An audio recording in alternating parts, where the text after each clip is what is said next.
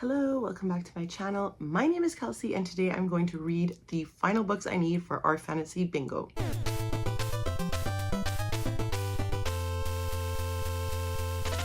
So if you don't know what our fantasy bingo is, every year between April 1st and March 31st, the fantasy subreddit releases a bingo with a bunch of different prompts that you can take an entire year to complete. When March 1st hit, I was like, oh my god, I have not completed my fantasy bingo card. And I had 4 spots left that I really needed to complete. The first one was Orcs, Trolls, Goblins, Oh My. So that is to read a book that has like a goblin, orc, or troll main character. Then I had Bards, and that was to read a book about a like musical character, or specifically that they call themselves a bard. Then I had Under the Surface, which was to read a book set mostly underneath the ground or underneath water. And then the last one I had to complete was Prologue, and that was if the book has a prologue and an epilogue in it. So the TBR and the books I read for this vlog: Bardic Voices, The Lark and the Wren by Mercedes Lackey. Obviously this one was for the Bards prompt. Then I read The Goblin Emperor by Catherine Addison, and this was obviously for the Goblin prompt. I read Our Wives Under the Sea by Julia Armfield for the prompt to be under the surface, so obviously under the sea.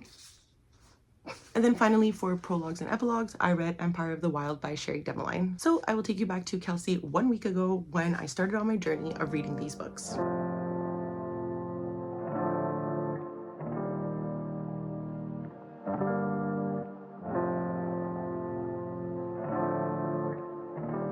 I am here to start this vlog for reading what I have left in the Our Fantasy Bingo. I'm sure there is a better introduction to this, but what I decided I'm going to start with is a book that really intrigues me because it is so insanely popular and I need to know why. It was nominated for Goodreads Choice Awards. Everybody talks about it. A lot of people I've seen in the reviews gave it 5 stars. So this has me intrigued. And I will be reading this for the Orcs, Goblins, and Trolls Oh My square, and that is The Goblin Emperor by Catherine Addison. This follows the youngest son of a king or emperor, and he is in exile because he's half goblin. But when his father and 3 half-brothers in line of succession are killed in an accident, he has no choice but to take on the role as emperor, as he's the only real living heir. He is entirely unschooled in the laws of politics. He has no friends, no advisors, and the only thing he knows is that the person who killed his father and 3 half-brothers are surely on their way to do the same to him. So I am currently in chapter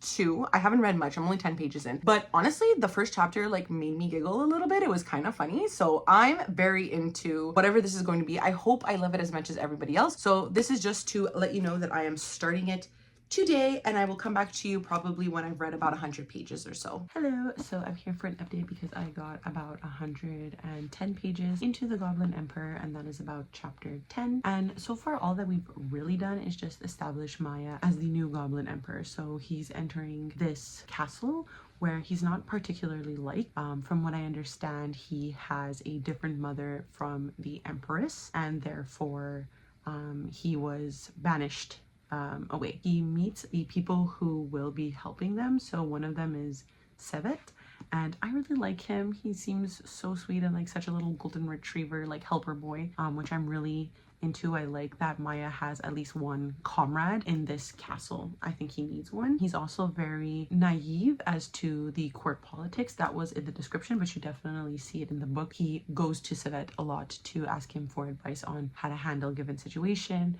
who the people are that are communicating it with him, how he should communicate with them. The day before his father's funeral, they anoint him as the emperor now. And one thing that Svet and Maya have been talking about is how he sort of has to solidify his rule by marrying, just because the people who murdered his father and his 3 half-brothers obviously are going to murder him. And that's kind of what's happening right now. He's really just establishing himself as a leader. He's not trying to align himself with his father's allies, just because he can't trust them, and he wants to kind of establish that he is his own ruler and he won't be swayed by like the whims of the court. So I am really liking that. And then I want to show what I got in the mail today. So I made an order on Indigo for a special book that comes out today, but I added some other things to the order. The first of which is The Wild Robot by Peter Brown. I ordered this because I wanted to watch the Wild Robot movie, because as someone who is a new mother, I've heard that it's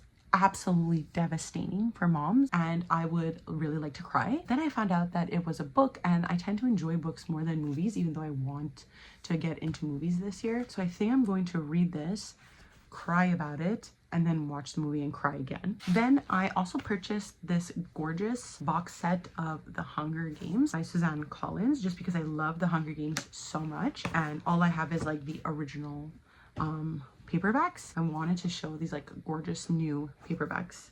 Is this The Hunger Games? Yeah. So this one is The Hunger Games. Look at that. This is beautiful. Gorgina. Then we have Catching Fire. Wow. Then Mockingjay. And then finally we have A Ballad of Songbirds and Snakes, which is a lot thicker than the other Hunger Games books and not my favorite one. However, I've only read it one time, and due to the newest release of the Hunger Games books, I bought this so that I could maybe do a vlog where I reread the Hunger Games and then read Sunward. Why isn't it going in? Jesus. But anyways, I wanted to do a vlog where I reread these and then pick up the newest book, Sunrise on the Reaping. This is Haymitch's story, so I'm very excited. I love Haymitch. Really looking forward to reading this, but I definitely want to reread the Hunger Games, especially The Ballad of Songbirds and Snakes, just because I only read that one time, and the rest of the Hunger Games series I think I've read 3 times. So I would really like to reread that before diving into this. Would people be interested in a vlog like in April? Because it's not really coming out at the release of this, obviously. I decided that I did want to do this vlog, so it's coming in April. I hope you guys still watch. I hope you guys still care. I really like the Hunger Games, so I think it's going to be fun.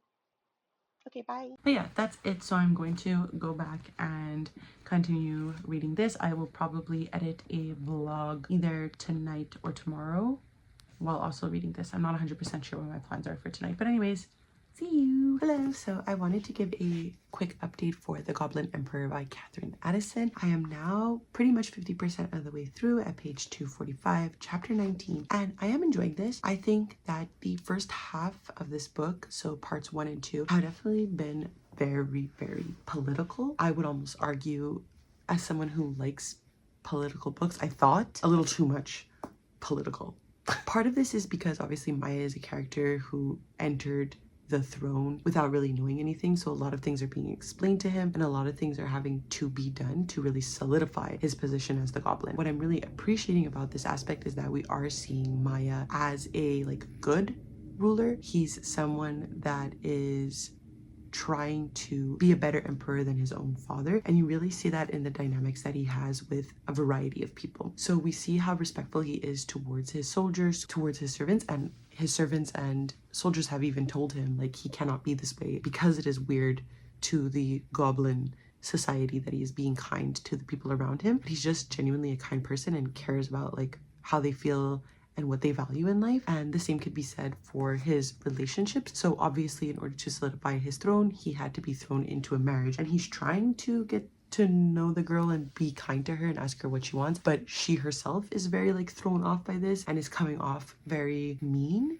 in a way, or very cold, and she's trying her best to get over that to then pair well with Maya, kind of thing. And then there's also his nephew that would have taken over the throne, right? So Maya, it's within Maya's best interests to then be kind to his nephew and bond with his nephew, because that would be his like competition once Idra, the nephew, grows into an age where it would be appropriate for him to take the throne. And so like, although Maya is a nice person, it is within like his best interest to also be kind to someone who could be a political rival. So I'm really enjoying like all these like little like puzzle pieces fitting into place, and like Maya really getting to know his position. But I'm definitely finding myself like gazing off into the distance while I'm like reading and listening, because it isn't the most engaging plot. I'm really hoping in this next half of the book something crazy will happen. I'm pretty sure this is a standalone fantasy. I don't think there is a second, so I'm really hoping that something interesting happens to merit this like standalone. Like I'm hoping the second half of the book has more of an intriguing plot that pairs well with Maya growing into his emperor role.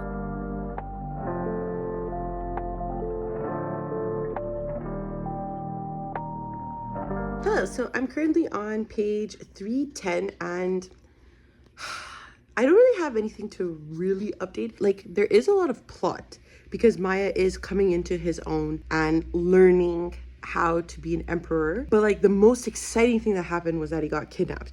And then that ended in like a couple of pages. So that's all that's happening there. In regards to like Maya's character development, I don't think he has obviously developed because he's become an emperor. He's getting used to like the political dynamics of his succession, of his peers and what's going on there. But at his core, Maya, I think, is just a really good goblin person. Like, he respects women and respects the people beneath him, like his soldiers and his servants and his secretaries, for example, his cousins. And people are like, he is fucking weird. He respects people, and I appreciate that aspect of the story. Like, I really like that Maya is asking the women in his life what they want. They don't want to be used obviously as marriage pawns, and this is written by a woman, so like of course she would be asking these questions in a fantasy novel. So I'm liking that part. I just don't find this to be the most engaging of books, but I'm enjoying it a lot more than the first half because of Maya coming into this position, and now he's really turning the tides, so to say. I'm keen to see how the next like 200 pages are going to go, and I'll probably update you when I'm done the book. Hello, so I wanted to give an update for The Goblin Emperor by Catherine Addison, and I ended up giving this 3 stars. I fear my expectations were just a little too high for this one. I was so excited to read it because I saw a lot of 5-star reviews from people that I follow, and while I will say that the novel definitely grew on me the more I read, as you saw in the vlog, it was still really slow at the beginning. Despite the difficult journey that I had with the book, I think the one thing that remained constant throughout my reading experience was Maya, our main character. At his core, Maya is an amazing POV character to read from. He was naive in court politics, so this allowed for readers to be able to follow along on his journey through learning. He's kind to the peers around him, those who deserve it anyways, and a feminist king. We stand. Maya cared what was going on around him, and I feel like his attitude as emperor was just fun to read from. Like, I like that he was like a little bit petty, a little bit quippy, but also just super kind. That being said, however, because this novel is solely focusing on Maya discovering these court politic tactics, it was paced extremely slow, so it was difficult to really get into. And although I don't normally need an external plot to really drive me forward, I just felt like this really didn't have anything that would keep me really engaged, except for those moments where Maya shined like a kind leader, and those were the moments that I liked the most. So I think there needed to be more like complex aspects of navigating the court politics that would have kept me engaged, and I would have absolutely adored this, I think. So 3 stars. I also learned that this is part of a series, although I don't know how well connected they are in the series, but it does explain a little bit more why this book was taking so much time to really just develop the court, develop the world building, and develop Maya, because it makes sense if there's like companion novels to this that follow an overarching plot, then it kind of makes sense why we spent so much time developing these things in this one. So I think because I thought it was a standalone, this also maybe negatively affected the way I was feeling, because I was like, the pace is going slow for one book, you know? Anyways, this completes the prompt for Orcs, Goblins, Trolls, Oh My, so knock that one off the board, and we're moving into the second book that I want to read, which is Our Wives Under the Sea by Julia Armfield.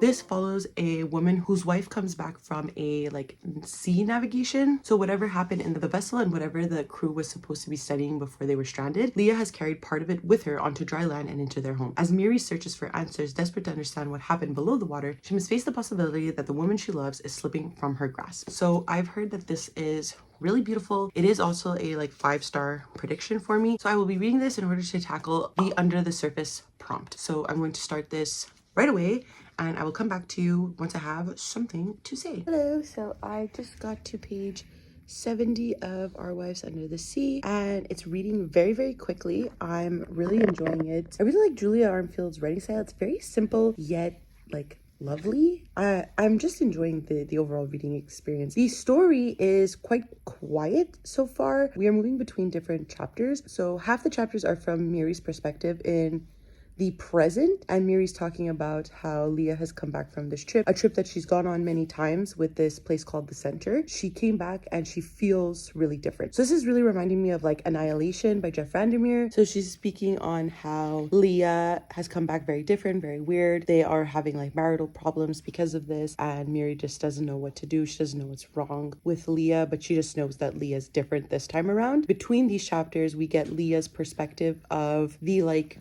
past. So she talks about her time going into the submarine and how they were dropping at a fast rate into the darkness, and also her life growing up and how she really wanted to be a marine biologist, work with the seas, work with aquarium. What are you looking at? I don't like when you do that. And also how she was sort of raised to kind of like marine biology and want to be someone who works in the waters. So now we got to the third part, and the second part just ended with Leah vomiting what seems to be seawater. And we know that something's up with Leah, right? We know that something's weird. It feels like something's inside of her because her teeth are constantly bleeding. Miri believed that it was scurvy, which I think was a really interesting aspect. But now, given the fact that she's vomited salt water, we're gonna see how the next part goes. So I will update you probably, I would maybe another 100 pages or so. So see you then. I fear I have maybe caught a cold. So I think I'm gonna order like pho or ramen or something. Like I just need to soothe my throat.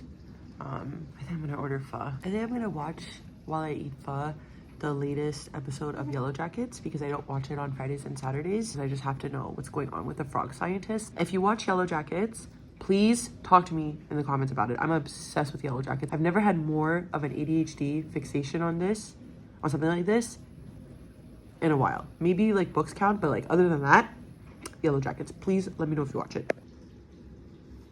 Hello, so I wanted to give an update because I have about 50 pages left until the end of the book. I am really enjoying this, but it's definitely not the 5 stars I was expecting. I was completely expecting to be blown away by this, and so far it's like okay. There's definitely some creepy vibes. The vessel, they are starting to believe that they were sent on this mission not to necessarily explore the ocean. The horror that we're seeing is Leah and her crewmates are hearing voices, they're seeing things, but they really are caught in the darkness, in the depths of the ocean with nothing around them and no communication signals going up above. And so obviously they're experiencing something akin to like The Shining, cabin fever, like in a sense. I really like cabin fever explorations in like sci-fi horror books. I think it's really interesting to see how the human mind can create its own fear, its own terror. I think that that's always a very interesting thing to explore. What we're seeing here, however, they believe that the center, the people that they worked for, sent them down for this reason. Now, were they expected to come back up? That we're not 100% sure yet. Miri and one of the other crew members' sibling met up for coffee to talk about how both of their loved ones came back not exactly right. This is very similar to Annihilation. So I'm loving that aspect that we're just exploring the crew members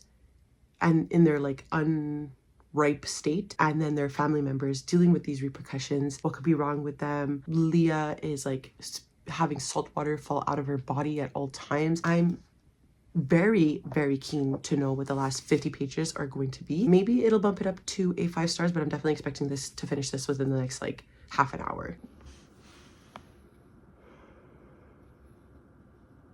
Hello, so I'm coming to you excited to say that I finished Our Wives Under the Sea by Julia Armfield. I was in between a 3.5 and a 4 stars, but I settled with a 4 stars. This was a really interesting book that looked at grief and detailing the loss of a loved one, right? We're really seeing Miri struggle with the loss of Leah, whether she's real or not, which is sort of my like little conundrum. Like, are we watching Leah's descent into madness or are we really watching Miri's? I think that's an interesting question that's sort of left. I know we like know Leah's there, but I don't know. I had some feelings that like maybe we're just watching Mira descend into madness. It's really slow, but I think with the interspersed chapters of Leah's and what's going on in the like submarine, I never felt uninterested in what was happening. I found Armfield really did a great job at balancing the two perspectives, and I just really enjoyed listening to both POVs. Miri's was really that dive into loss and slowly watching her move through the different stages of grief. Leah's was that slow dive I was mentioning before into like cabin fever and how this is affecting her and her coworkers and how they feel about being stuck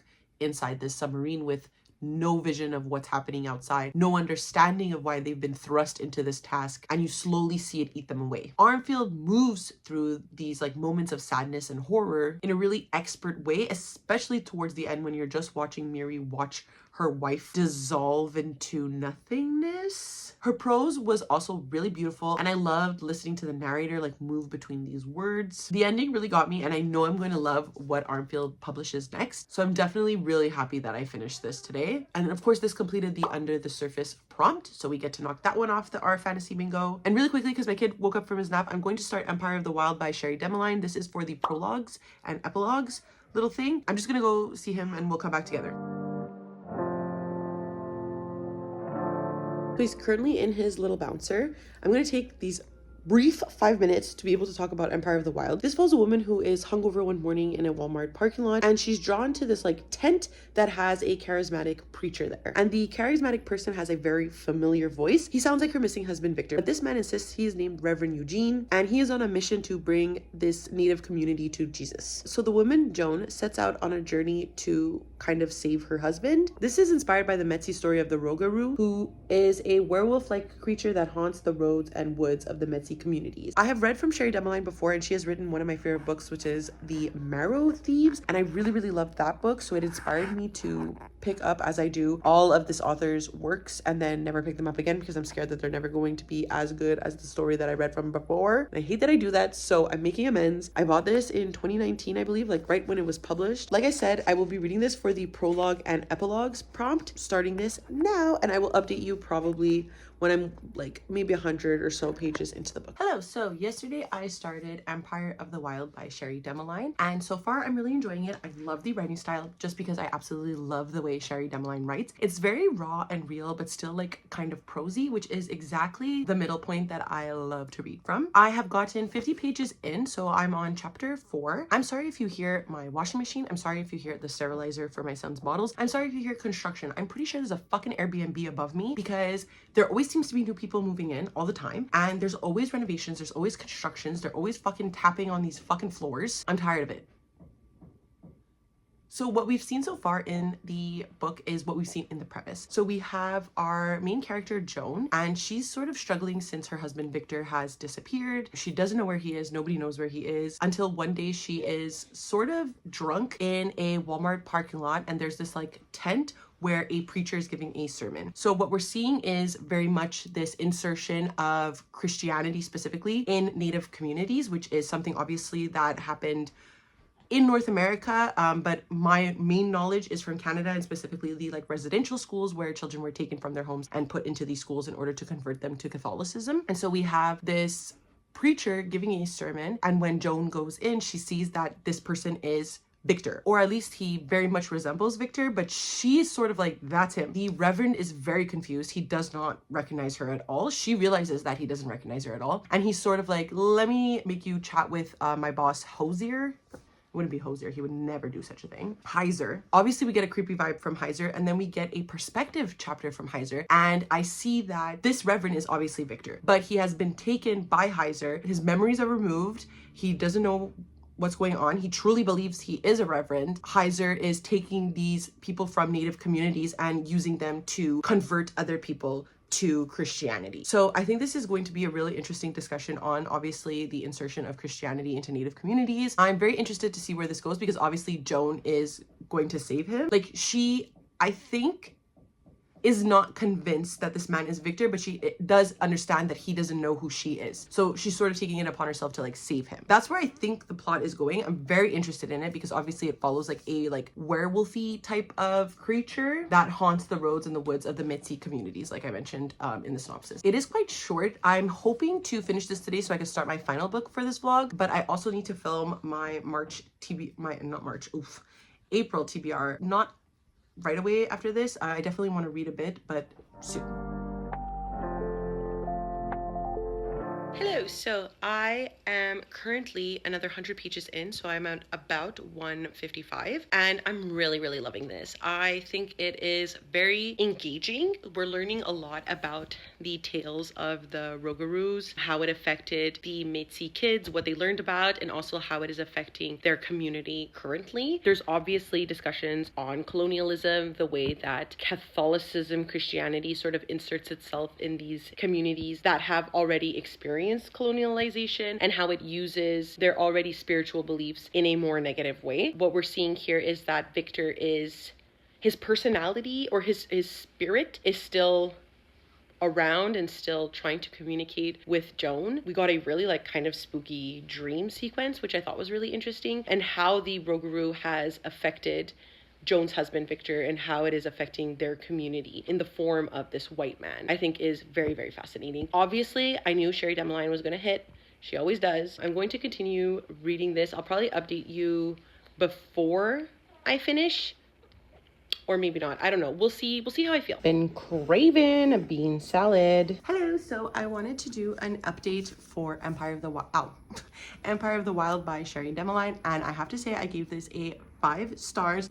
I have no notes. I really have no notes for this. I think I went into this expecting a story about colonialism and the reflection that Christianity has in Native communities, how white capitalistic businesses use Indigenous communities to turn on their own. I loved the like spookiness of the Rougarou character, and then how that sort of ties into generational trauma. Like, I think Sherry Demeline was doing so much with this book in so few pages, and she executed it flawlessly. You just rarely see it done so well, so I'm just so impressed by Sherry Demeline, by this work. My little potato is complaining in the background because he also has thoughts on Empire of the Wild, don't you? Now I'm going to take you into the other room. I'll meet you there, hold on. Technically, I would be done this vlog if I want, because I have one more spot left on the board, and that is for bards. And this is for a character who is a singer in the novel. Now, in December, I read Krampus. That contains the main character, Jesse, who is a singer. However, to get the hard mode, the character themselves has to call themselves a bard, and that's usually like a fantastical term. I saw some recommendations for this book in the fantasy subreddit, and that is Bardic Voices, The Lark and the Wren by Mercedes Lackey. I don't know 100% if I'm going to really enjoy this book, so I'm going to give it a chance. If I need to DNF it, I will, and I will come back to you with more of a synopsis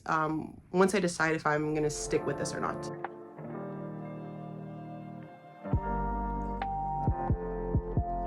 So my best friend's book releases April 1st, but Indigo shipped it early. So let's go downstairs and get it. I have to baby wear to go downstairs. I'm not gonna bring the whole stroller down, you know what I mean? I'm gonna baby wear my baby, and we're gonna go pick up the book. Does anyone else who live in like apartment condo buildings travel like a celebrity with paparazzi? Because I don't want anybody speaking to me. Hello, so I'm back upstairs, but my baby fell asleep in the carrier, which is always the goal. So I'm going to try to be like a little bit quiet just so he's able to sleep. I got 2 packages of book mail, but let's open up my friend's book because I'm so freaking excited for her. Oh my god, I can't believe it's fucking real.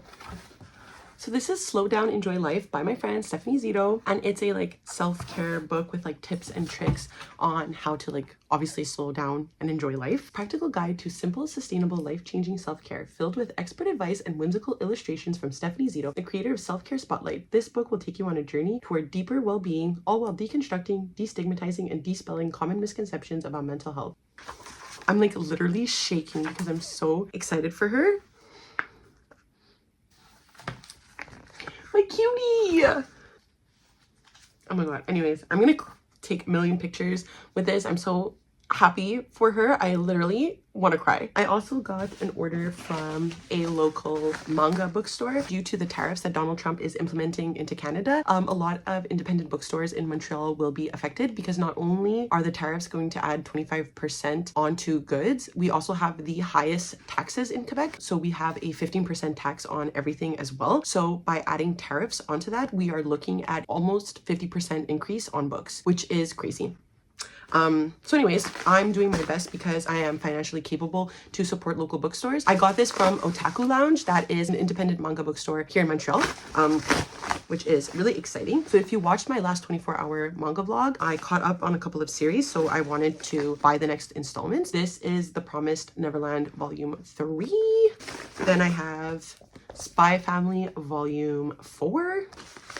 And then Demon Slayer Volume 3. I'm so surprised about liking Demon Slayer because I wasn't really into the first volume, but the last volume really surprised me. So, and then finally an update on Bardic Voices. So I haven't checked where I am because I was listening to it on audio while I was getting things done today. The synopsis really only covers the like first third of the novel. So essentially Rune is the daughter of like a wench. She encourages Rune not to call her mother because she doesn't want people to like make two and two, make a connection that this is an unmarried woman, right? They're working for this tavern in the town. Because this is like based on medieval ideologies, they aren't really respected as they are women, obviously. The only thing that gets Rune respect is by playing the instrument at the tavern, and she's only able to do it a couple of times, but this is her goal. Like, she really wants to be like a bard that plays for travelers and stuff like that. One day, these boys are like making fun of her and like insinuating that they're going to use her sexually, which was like a bit weird. There's a lot of like innuendos there, but again, this was written in the 90s and it was written by a woman, so I can understand that this is like her goal to create a character that's combating this. I don't know if my kid's awake. I don't think so. They're like basically telling her that she's worth nothing, and she says that she can go to the hill where there's this ghost and she'll be able to survive the night by playing for the ghost. And basically everyone knows that if you go on this hill and meet this ghost, like, you don't survive. Those are like the tall tales. But she ends up doing so, and the goal is that she plays the entire night and keeps the ghost entertained, and that proves that she's like this really excellent bard. I thought that that was going to be the entire book, but it literally just happened. I thought that the playing for the ghost was going to be the entire book, and it was sort of going to be like those stories about the people who try to keep the king up all night. Like, I thought it was going to be one of those stories, and it was basically a chapter and the ghost was like, yes, play more, and then she does, and then she survives the night. So colored me intrigued, I guess, because at first I was like, okay, this book is going to be so freaking boring. I couldn't understand why people were giving it 5 stars, I'll be honest. I really didn't think I was going to like this, and now I have to kind of continue reading because I'm like, where is this story going? Because I thought that she was going to play for him the entire night, and she did in 1 chapter. So now I'm really confused. I have to figure out where I am in the book as well, and then go from there and see what happens with her. Because now she basically got paid for her work by the ghost and proof that she is an excellent fiddler because he did listen to her the whole night. Anyways, we'll see. That's where I'm at. I'm going to go take some pictures of my friend's book, post about them, continue listening to this, and we'll see what happens. Hello, so I wanted to give an update because I got 100 more pages into The Lark and the Wren. And I have to say, surprising me, I'm actually enjoying it way more than I was the first few pages. So I was correct. When I had checked where I was exactly in the book, I was only like 30 pages in, and the entire synopsis already happened. And while I think like that makes sense, because obviously like every synopsis you have doesn't tell you the exact things that are happening throughout the whole book, the synopsis makes it seem like what happened in those 30 pages happens in the whole book, kind of thing. I don't know if I'm explaining myself correctly, but I'm pleasantly surprised because our main character, Rune, after she plays for the ghost, she gets a lot of coin from the ghost, and he like encourages her to go and be a bard. Like, he thinks she has the skills, right? And she overhears the people at the tavern that she worked at like talking shit about her. So she's like, peace out, A-Town, I'm leaving, and goes to the city. So this is like a like country kid to city narrative as well. While there, she is dressing up as a boy in order to survive, and there's like this implication that obviously she's scared of like what every woman is scared of. She goes there in order to pursue this career of being a bard, and she meets a lovely old man who has a like music store of sorts, and he's going to teach her how to play on other musical instruments in exchange for the cash that she received from the ghost. He encourages her to work for this woman who owns a tavern in like a shadier part of town, and we learn that this is a brothel sort of situation. At first, Rune is like, oh, like, I'm working for such a shady business, but she ends up meeting the girls who work at the brothel, and she like learns that they're people and learns that they have careers and hobbies and a life. I'm enjoying this discussion of sex positivity in books as well, and so I think that that could be a really interesting thing. Definitely adds to the more like political vibe of the book, because the town that Rune ends up in is very like church focused, and they all have to pay a tithe to the church as well. So I definitely feel like there's going to be some sort of discussion, because it's very like working against the norm vibes, surprising me so much that I'm really enjoying this. So I'm going to continue listening to this for a bit more before moving into like my nighttime read. So see you tomorrow, most likely. So I'm almost at page 300 of The Lark and the Wren, and I'm still enjoying it. Like, it's definitely not going to be a 5 stars, but it's way better than the first couple of chapters made it seem. I really thought like this was going to be 1 or 2 stars, and I could definitely say that it has kept me interested. I'm really enjoying Rune's journey. Where we're at right now, she attempted to try out for a guild, but the guild don't hire women. So because she's been perceived to be a boy, she's able to get away with it, but she reveals when she wins the like guild competition, that she's a girl, and they're like, get the fuck out of here, beat her up, break all her instruments. So she starts crying, and then this like other guy, he's like a master guild, he comes and he's like, hey, we've been watching you and we want you to be a part of our like tribe. So now we're gonna see what happens. I believe she's going to be joining this guild and is going to go on a new adventure. The reviews that I was seeing online described this as like 3 separate books, and it's definitely felt that way. So I'm going to see what happens now, maybe update you within another like 100 pages or so, just to get the vibe of like, I guess, the last third of the novel. Hopefully I'll be able to finish it within the next few days. I definitely want to listen to another good chunk of it though today, so I'll probably come back to you maybe later tonight. Hello, so I'm in the middle of cooking, but I wanted to take a couple of minutes because I'm listening to the audiobook to talk about The Lark and the Wren. I have about 80 pages left in the book, and I can't say I'm like amazed by where the story is going. So right now they're like on a journey as like a group of bards, and a relationship has blossomed between like the captain of the bard team and Rune, and now they're married for like convenience because she was an unwed woman on the road, obviously, so they can't have that. We've expanded on like Rune's magical power. Rune is able to sway people in a sense using her music, because the way that she plays or the type of music she tunes into, she is capable of swaying people. They use it a lot when they're like coming up to soldiers who might not know who they are, or like wonder what they're doing, why they're doing the things that they're doing, blah blah blah. So I think that that's an interesting aspect of the magic system, but I wouldn't necessarily say that I'm enjoying this book as much as I did the first half. I think the first half was a lot more engaging. Her journey into becoming a bard could have been a whole book. And again, I think I said this with the first 30 pages as well, with the whole ghost aspect of the story. I don't understand the speed at which Mercedes Lackey is running through these like very intriguing premises. This is already a series in and of itself. Like, I don't see why we couldn't just expand on this book into different series. Like this whole latter half of them journeying, and right now they've found a boy who shares the same magic as Rune. All of this could have been a series in and of itself. I don't really understand what Mercedes Lackey is doing as well with like her concept of this story and of the series. I think I went from like being surprised by this book and really enjoying it and liking the political aspects of the novel. Like I really enjoyed what Mercedes Lackey had to say about the church, the control of the church, taxes, tithes. Like I found that all to be really interesting, a woman's role in society, that sort of thing. Like all of that I feel like is what I appreciated the most about the book, and it's kind of gone now. So we'll see how this ends, but I wouldn't be surprised if it isn't a series that I want to continue. I definitely don't. I'm purely reading this to knock off the square in the Art Fantasy Bingo, and that's it. So I'm going to continue listening to this. I will probably finish it today. We'll see how it goes, but I'm a little disappointed with the way it's going now.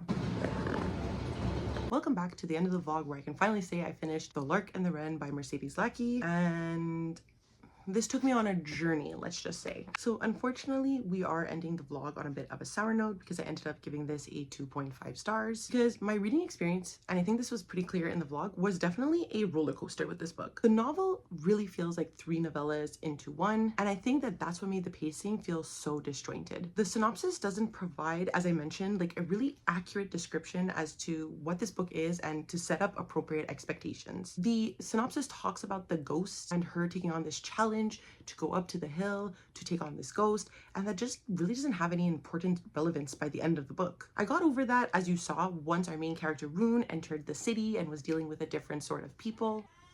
One moment. So we have a guest star amongst us. If you hear any like goo goo gagging, heavy breathing, that is my child.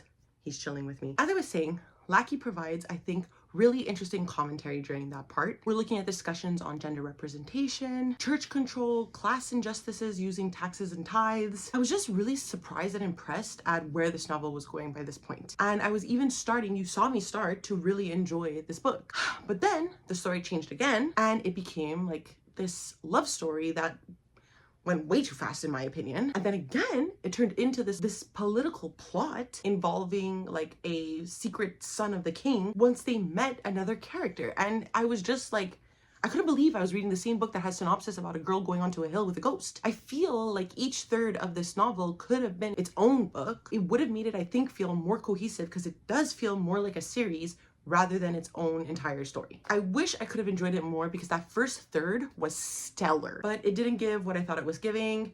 So yeah, 2.5 stars. But thankfully, that means that I completed the Bard's prompt, and that means I completed the Art Fantasy Bingo. So let's summarize what I read and what I read them for. The first book you saw me read in this vlog was The Goblin Emperor by Catherine Addison, which I read for the Orcs, Trolls, Goblins, Oh My prompt, and I gave this a 3 stars. Then I read Our Wives Under the Sea by Julia Armfield for the Under the Surface prompt, and I ended up giving this 4 stars. After that, I read Empire of the Wild by Sherry Dumoulin for the Prologues prompt, and I also got the hard mode for this. I also got the hard mode for Our Wives Under the Sea as well, and I gave this 5 stars. And then finally, as you saw, The Lark and the Wren, which I read for the Bard's prompt, and I gave a 2.5 stars. So that's it. These are all the books I read to complete the Art Fantasy Bingo. If you've read any of these books, please let me know down below what you thought about them. Did you like them? Did you hate them? Let me know. This was my first time trying to complete the Art Fantasy Bingo, and I had a lot of fun. It is currently March 30th, so I'm really looking forward to April 1st when the next bingo comes out, because I will definitely be participating another year.